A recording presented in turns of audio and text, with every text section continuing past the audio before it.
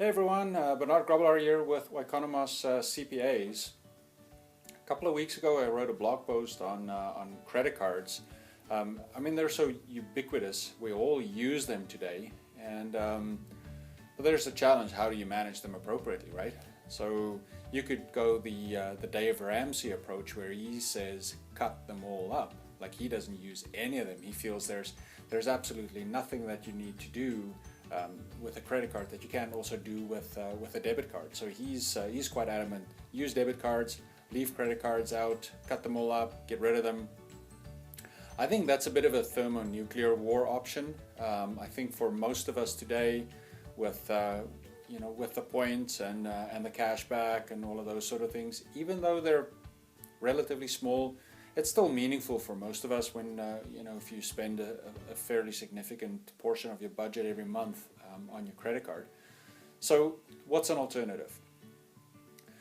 Because the normal approach of spending on your credit card, even if you pay it off every month, at the end of every month you always have to take money that you earned this month to pay off something that you spent last month.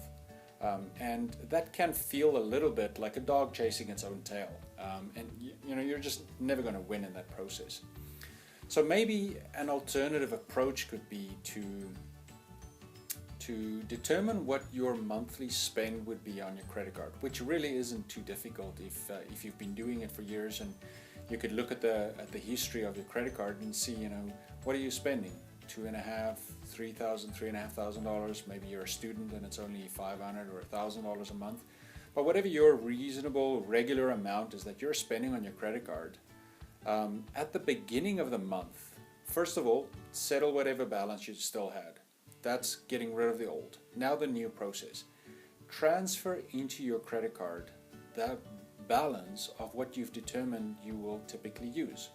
So let's call that $3,500. Transfer that into your credit card, and now you have to force yourself to stick to that budget.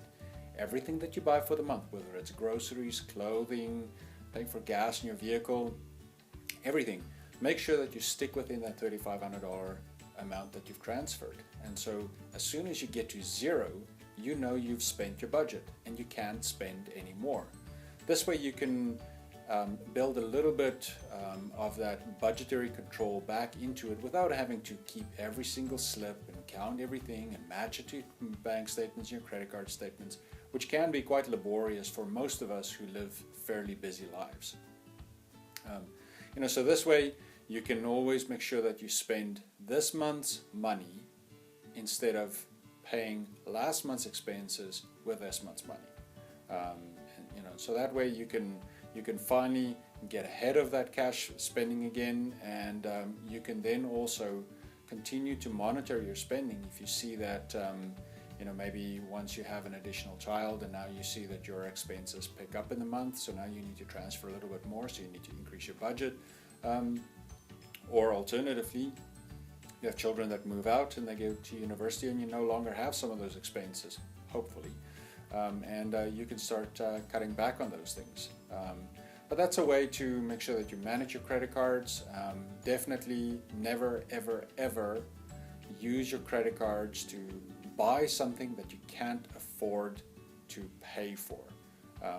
That will just lead to you carrying a balance on your credit card, and there is absolutely no way that ever makes economic sense. It's completely unsecured debt, so there's nothing that covers it. And the interest rate on it is just so cost prohibitive that it really isn't worth doing it. If you find yourself falling into that situation, that is an absolute major red flag that you need to do something critically to cut back on costs, figure out a different way to run your spending, to run your monthly budget, to make sure that you stick within what you've got. So hopefully, I've given you a different alternative to the Dave Ramsey approach. Hopefully that works for all of you. And if you've got different ways that you've approached it, leave the comments on Facebook. I'd love to hear back from you, and I'd love to see how you manage your finances in this day and age of plastic rather than paper. Thanks.